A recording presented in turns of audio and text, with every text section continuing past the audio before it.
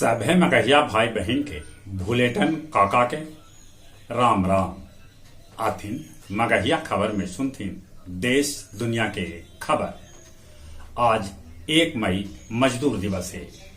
दुनिया के सभे मजदूर एक होथन, हमर यह कामना है। तेलंगाना के भेटाइल 6 मंजिला नया सचिवालय। कर्नाटक चुनाव के लेके बीजेपी आज जारी करत अपन घोषणा पत्र। उत्तर प्रदेश में नगर निकाय चुनाव में प्रचार लेल एगो उम्मीदवार बुलडोजर सड़क पर उतार दिलन।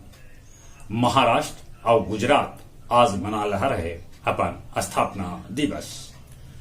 जम्मू एम्स के ओटीपी में लगल आग, मचल अफरा तफरी। झारखंड में वज्रपात से 6 गो लैकन के है मौत के खबर।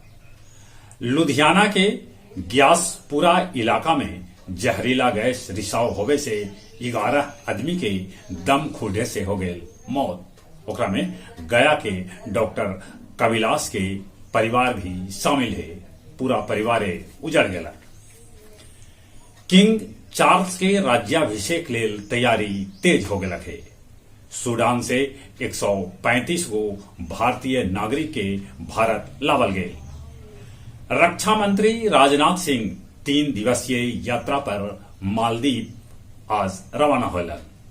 नेपाली राष्ट्रपति रामचंद्र पौडेल के दिल्ली एम्स में भेटा गया है छुट्टी।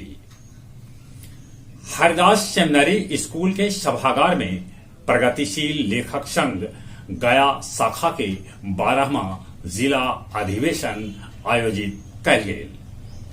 खानकाह करेमिया बिथो शरीफ में बज़्मे राही 324 के आयोजन कल गए, जकर अध्यक्षता गुफरान अशरफी और संचालन खालिद हुसैन परदेसी कैल का। ई अवसर पर अकादमी के उर्दू सलाहकार डॉक्टर अहमद शागिर के सम्मानित कैल गए।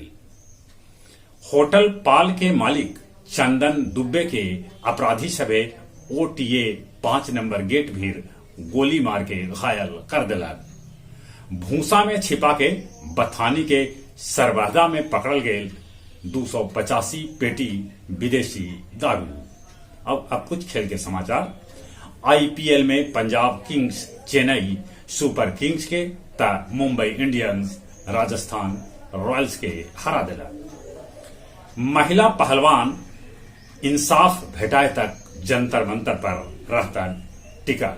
7 गो महिला पहलवान के भेटाए ले पुलिस के सुरक्षा।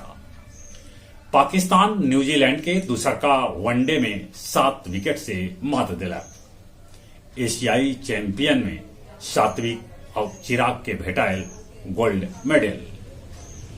जहां तक मौसम के सवाल है, आज प्रदेश के कैकन इलाका में आंधी पानी चलत, पत्थर भी गिरे के संभावना है। चली अपने सभे के एक बार फिर से भूलेटन काका के राम राम।